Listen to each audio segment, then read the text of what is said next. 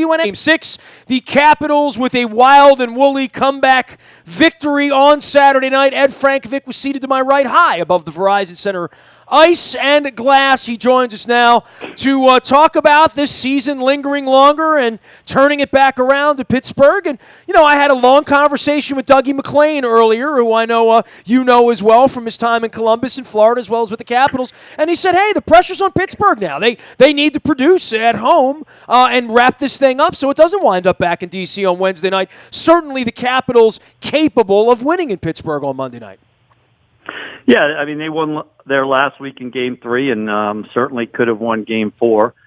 They've lost 7 of 8 of their last 8 there, though, so it's going to be tough. It's always good to hear from Dougie Mack, and, he goes way back with Brian Murray and you and then coaching in Baltimore and assistant under Brian Murray there in the 80s. By the way, he takes full credit for the whole career of Jeff Rimmer, Kenny Albert, and myself because I'm under Kenny's tree. So I didn't even realize. I've never had him on the show before. I found out that he created my career for me, which is true because he got Kenny his gig. So I did not know that.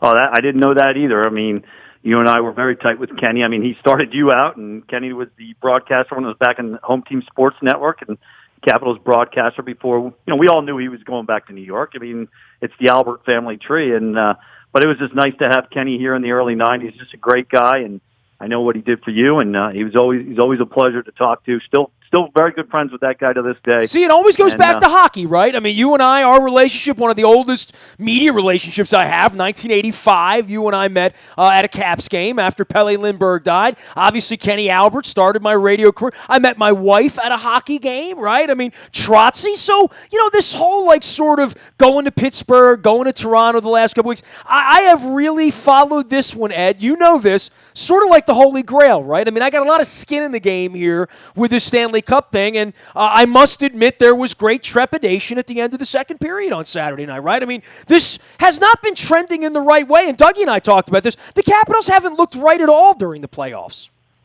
No, it wasn't really to those final 20 minutes on Saturday night that we saw the Washington Capitals. And, it was grim. And we're 20 minutes away from the golf course as I blogged at WNST.net on Saturday night following the game, or early Sunday morning. It was a late night, even though we finally got one in regulation. It still was a late night after the locker room and getting home from D.C. But, I just loved the way they played in that third period. It was like they finally started going more north-south than they had been. They were not making those turnovers at the offensive blue line, and they were finding ways. And Lars Eller talked about patience. I think all the guys talked about patience on their shots. And they were patient, but they were also smart about it. And they were coming in with speed, and it was all to the net or behind the net. And it was none of this cross-ice stuff that's gotten them in trouble.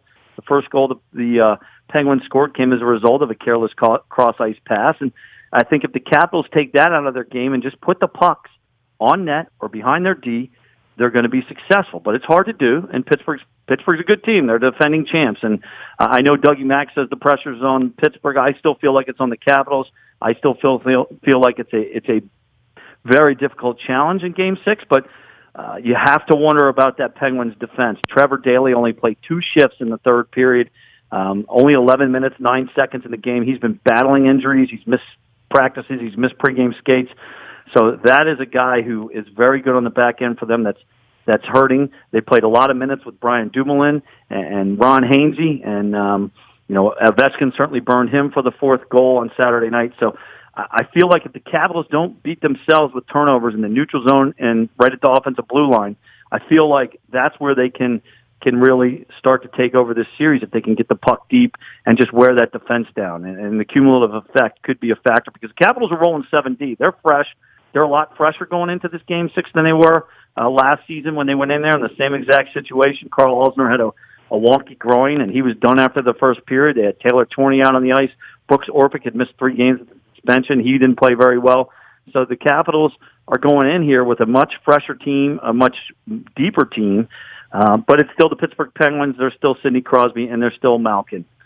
The Caps have not had fresh legs at any point, right? I mean, they're other than maybe first period Toronto games 3 and 4, they have not looked fast. And maybe it is the speed of the Penguins. Maybe it's that stretch play. Maybe it's the fact that they've been on their heels so much in this series and things sort of piled up on them, especially, when they were really getting their asses kicked in Game 2 as well. But some thoughts about the coaching of Trotz and these decisions he's made, and Doug McClain and I discussed this earlier, of pulling Holtby. There was a lot of conjecture around that. Obviously, the Niskanen hit, brought great drama to this series as well. And then there's moving Ovechkin down to the third line. And it worked. Everything Trotz has done has worked because they're still alive right now, right? So you can criticize all you want, but they're still alive. They can still win and force a Game 7 here, but it has not been sort of by-the-book coaching going on right now. No, and I was not a fan of pulling Holtby, but I talked to people around the team, and there's some around there, and I talked to a former player of Coach Trotz and of the Caps, and he basically told me, hey, it was right to pull him, and Holtby wasn't playing well. Send a message to the team. You guys got to be better, and that's coming from a guy who's played the game. Okay, I have never played the game. A lot of media people haven't played the game. This guy has played the game at the highest level, has won a Stanley Cup, and he said sometimes the message has to be sent. And, they may have sacrificed that third period for that move, but look the way Holtby played in Game 5. He was the whole piece, and he was good in Game 3 as well. And I can't fault him really in Game 4. You would have liked to have the Justin Schultz shot, but again, that's a power play shot. But he was dynamite in Game 5, and he made a lot of big saves when it was 2-1. Crosby comes in right there to start the period, and he makes a big save on a backhander, and backhanders are the hardest shots to stop because you don't know where the puck is going when it comes off that blade on the backhander. Then a big save on Kuhnhackl right before Backstrom scores, and then it's 2-2, and big saves on Connor Sheary and Nick Bonino, and those were monumental saves, and Coach Trotz told us right after the game, that lifted the bench. And you could see the energy the Capitals got from those saves because they finally looked fast those last 17, 18 minutes. They looked like the faster team. They looked like they had the energy. Pittsburgh looked tired, and especially their defense. And the Capitals really could have made it more than 4-2. Fleury made some saves, and they just missed on some chances. But you really have to like the way that the goaltending kind of spurred the way the team took off. And again, Coach Trotz's line changes, I loved it. I loved the way they came out hitting. You look at the stats after Game 5, the Capitals out-hit the Penguins 38-15. Now, usually the team that out-hits the other team, the team that doesn't have the puck. But the Capitals had the puck, 66-52 in shot attempts. So the Capitals not only had the puck, but they hit Pittsburgh. And you look down the sheet, you see Ovechkin 6 hits, Wilson 4 hits, 2 monster hits, one on Daly, and then the other one was a penalty. Boy, he's really turned into a hell of a player, Tom Wilson. The hustle was there in the third period. The want was there. He wants to win a Stanley Cup. He's burning on it every single minute. And I think you can just watch it and see it. Yeah, and Trotz has taken a lot of heat, never gets out of the second round. And, there'll be more on him on Monday because Nashville. Look at Nashville. First time in the Western Conference Finals. Peter Laviolette, a coach who won the Stanley Cup. That's as an 8 seed, by the way. As an 8 seed, right? Yeah, as an 8 seed. They're in the Western Conference Finals. But I go back, and you said this to me before the game on Game 5. He says, "Is Trotz in danger here?" I'm hearing whispers of it, and I've heard people talk about it too. It's almost unfathomable to think that a guy who's won 2 straight President's trophies could be fired. And I go back to look at, I'm never big on knee-jerk reactions on what you do when it comes to coaching and staff. I always. When the season ends, I like to take a couple weeks before I even write my final blog because I want the emotion to die down. I want to look at it analytically and really see what does this team need to do. And everything they've done since firing Oates, and I was big on firing Oates and McPhee, since then has been the right moves. They just haven't broke through yet. They have a big chance here on Monday, but look at how good Dmitry Orlov is a year later. Look at how good Nate Schmidt is a year later. Kuznetsov's improved. Burakovsky, Wilson, they've all improved. Wilson. Sure. All these. Marcus Johansson. Even Grubauer. If Holtby pulled a groin and, Monday night, 8 minutes into the game, I think Grubauer could win Game 6 and Game 7 for them. I really do. Absolutely. He could definitely do that. You just look at what he's done with some of these players, and the guy that's probably bugged me the most here, but he's still young, is Andre Burakovsky. And that move just to get him with Backstrom and Oshie and it was just a brilliant move. I mean, Burakovsky was a totally different player on Saturday night in Game 5. He was dominant, and he buried that chance at the end of the first period. A big play.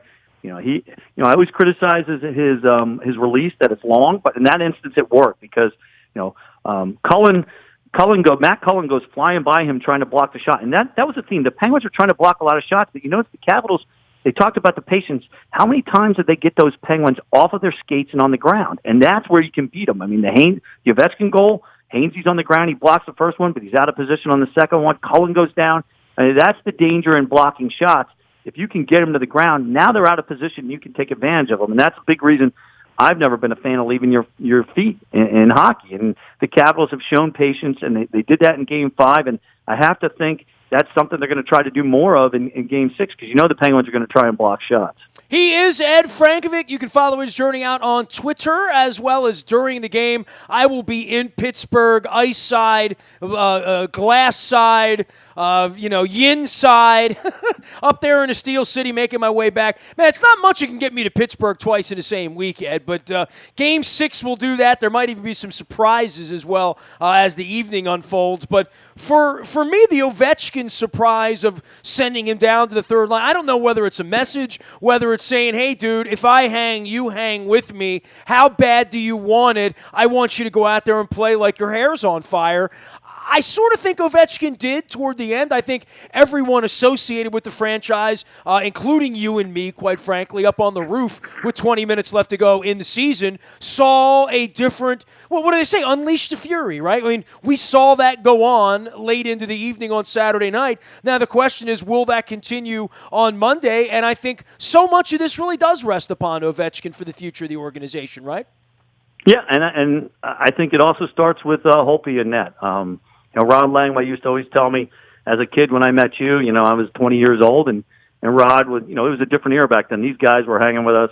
I was working for the team a lot, too, after I quit my media gig to work for the team, but he'd be over there, and Rod would just, Rod was always, hey, everything starts with the goaltender out. Starts with the goaltender out. And you could see that on Saturday night. Holtby makes those saves. Well, if your goaltender stinks, you stink, right? I mean, period, right? I mean, you get give 5 goals if your goalie stinks in the playoffs, right? It's the one given in hockey. You have to have goaltending, and they got it from Holtby on Saturday. I like the way Ovechkin came out and was hitting early. I think that gets him into the game more. I think that gets him into the flow. It helps him feel the puck. It gets his adrenaline going, and he needs that. He needs to be hitting, and Oshie was hitting. You go down the sheet.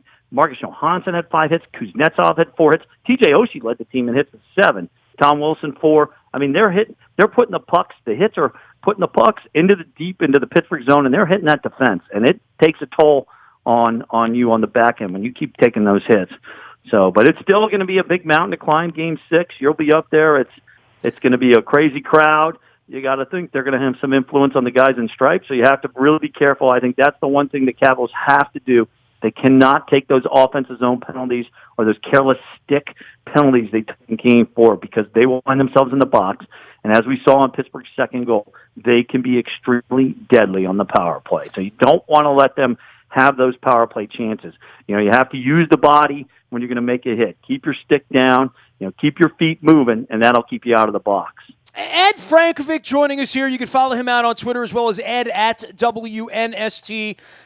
The last thing I want to throw your way, and maybe this is a little baseball reference here, and certainly the nonsense that went on in the stands with Adam Jones last week and down onto the field with Machado, and, the sort of bad blood that spilled after the Niskanen hit on Sidney Crosby. I'll say this. I don't know that the NHL has a handle on everything violence-related in the league or things that go on, but I must admit the last couple of games, for these teams having the kind of history, the bad blood, the Crosby hit, all of that stuff that's going on, what we've seen the last couple of hours has been just straight good hockey, right? You would admit that. Yeah, it's the NHL. I mean, they really have taken steps to clean it up. The days of the brawls and the fighting, you're still going to see that occasionally when tempers flare, but it's nothing like the old days of, well, in the old days, the face-off at Game 4, right, the two bullies would have been out there for face-off. They would have gone in 1951, right? Literally, they would have gone off face-off after Crosby is lost for the game, right? I mean, that's the way that was settled in 1978, right? it's taken a long time, Ness, to get this Flyers mentality out of the game. I mean, you always wonder why I pick on them so much. First off, they were the biggest rivals to start, and they were goons. They almost ruined hockey in the 70s. So I'm never going to take my foot off on the gas and taking cheap shots at the Flyers. But, they ruined hockey for a lot of years, and it's nice to see them clean it up. I don't think fighting belongs in the game. I know they're going to leave it in, but I think it's working its way via evolution out of the game. And these guys want the cup. They want to win. It's not about revenge. And Pittsburgh wants to try and repeat, and the Capitals want what they have. They want to finally try and break through and get to that Eastern Conference Finals and win their first cup. And it's incredibly hard. It is the hardest trophy to win in all of sports. You and I know that, being around this game for 40 plus years, and you just really have to. It's just really nice to see that they're focused on the hockey, and all the series have been great. The Edmonton Anaheim series, Nashville's, what a story that is. The 8th seed getting through.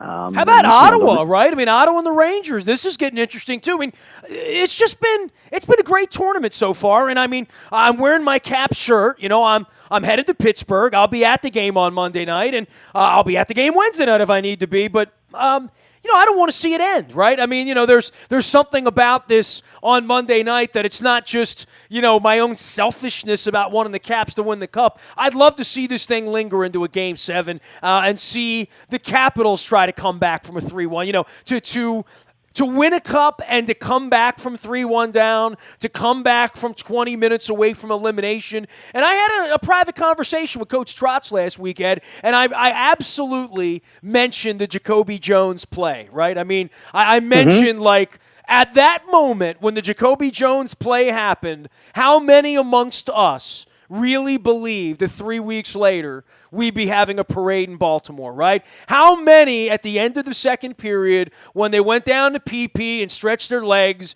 and the Capitals are losing again in Game 5 again, and they don't look good again, and they're down 3-1 and Ovechkin's down again, really believed that I would be catching a flight to Pittsburgh on Monday morning? I think it is always sort of darkest before the dawn, and I know my post-game question to Coach Trotz was, is that the easiest thing in the world to sell? Go out there and play for 20 minutes like your ass is on fire. You're going to be on the golf course tomorrow and having to think about this for the next 4 months and maybe hear about it the rest of your career if you don't get your name on the cup? Or are you going to go out there and get a couple of goals? And obviously, on Saturday night, Trotz said that was a pretty easy speech to give, that everyone sort of understood the stakes, and I think we saw the best of the Washington Capitals under those conditions. You'd like to think that there's a switch that they could turn on to make sure that doesn't happen again. Yeah, and Nicholas Backstrom, I certainly put a lot of heat on Backstrom and Ovechkin because they're the one constant that have been in these playoffs since 2008, and that was just a huge goal from Backstrom. Again, a great pass by Burakovsky, but Nicky was motoring up the ice, and that was a perfect shot right under the glove of Fleury. And I think that rattled Marc-Andre a little bit. And then, you're just seeing some other guys really starting to step their game up. Lars Eller is just playing fantastic. And you really got to like the way Shattenkirk's playing. He is really turning it up. And he made a great play to get the puck to Burakovsky on that first goal. And I really feel like Shattenkirk is finding his groove. So him with Shattenkirk and Schmidt together, I really think that gives the Capitals two defensemen who can really skate. And when you look at what Trotz is doing, he's putting those guys out there that can skate. He's dressing 7D, but he's basically taking Orpik and Alzner and just splitting them. They're splitting time with Carlson, and the other two pairs, Niskanen and Orlov and Shattenkirk Schmidt, are going because you've got to have somebody on that back end who can skate. And I talked to Eller about this after the game on Saturday night. They're making sure they've got somebody back there so the Penguins can't beat them with that stretch pass or that go for the breakaway. Because if you go back and you watch the Kuznetsov game winner, Phil Kessel's out of the zone. He's breaking, and he's looking for, if Pittsburgh gets the puck, he's trying for a breakaway, and sure enough, Nate Schmidt's back there covering him. So the Capitals have certainly adjusted to what Pittsburgh's trying to do. I think the key is just on Monday night is they've got to keep moving their feet and not take penalties. I really don't want to see a game where it's 4 or 5 penalties aside because I think you're playing with fire then. Still believe, Ed? Do you? Ness, it's hard for me. It's hard for all of us. There's a chance, right? But I still, if I was in Vegas right now, I'd be putting my money on the black and gold and just the history and what they've gone through. I'm going to rub this in on Thursday morning if you're wrong, Bob. Matter of fact, I'll rub this in all night Wednesday night. If the Capitals are somehow still playing on Wednesday, I have a post-game beverage for you if the season continues. We probably owe ourselves that on Wednesday night, right? If they find a way to pull this off, I know you've seen this on social media, but apparently the Penguins have a tradition when they win at the Caps at the Verizon Center, of taking over those steps outside the Verizon Center. Let's put it this way. If the Capitals find a way to come back, you and I are going up there with a beverage, and we'll be dancing on the steps, and you can video it and put it on Facebook, all right? I'll just do it live. I'll go Facebook Live on that, Eddie. Facebook Live it, but, it's a tall order. They got to go up there. It's in Pittsburgh's house. They've lost 7 of the last 8 there. They lost in overtime there last year on a tough goal where really once it got to the overtime, you could see Pittsburgh was all over them. The Alzner injury really was a factor. So the Capitals, I think, are going in better circumstances, but it's still the defending champs who know how to win, and the Capitals are still looking to knock that door down. He is Ed Frankovic. We're going to be knocking on doors all night Monday night. He will be tweeting out at Ed Frankovic as well as Ed at WNST.net. You know where to find him. You can find me in Pittsburgh, as Joe Flacco once said. Yes, there may be all sorts of surprises in the Steel City on Monday night. One of them may be the Caps surviving a 7:30 face-off. We've got more in the buyatoyota.com audio vault with Doug McClain, who you'll hear that later here at AM 1570 today. You can find me Nasty at WNST.net. I am on Facebook, Twitter, LinkedIn, Snapchat, Instagram, streaming live on our Facebook as well as our YouTube WNS TV channel. Don't forget that our trip's on sale as well right now. Nashville, Green Bay, London, all there for you. You can email me. You can find us under the Road Trips tab at WNST.net as well. Our morning newspaper ships to your email inbox each and every morning at 7 a.m. That's all brought to you by Planet Fitness and PlanetFitness.com. It is still $10 a month to get in the best shape of your life there. Last but never least, Dennis will be here on Thursday with the SSV on WNST. And, of course, Coons Ford and Security Boulevard sponsors our text service. That's for breaking news. And the Orioles, of course, taking on the Nationals here the next couple of days, up here, down there, then off to Kansas City this weekend. We'll be monitoring all of that. And Dennis will be here to talk some more post-draft with you. And I'm sure talking NHL as well as the NBA playoffs and the Wizards trying to keep this thing going as well in the spring that is lingering longer. Nasty at WNST.net finds me. We are WNST.net, AM 1570, and WNST Towson, Baltimore, and we never stop talking Baltimore sports.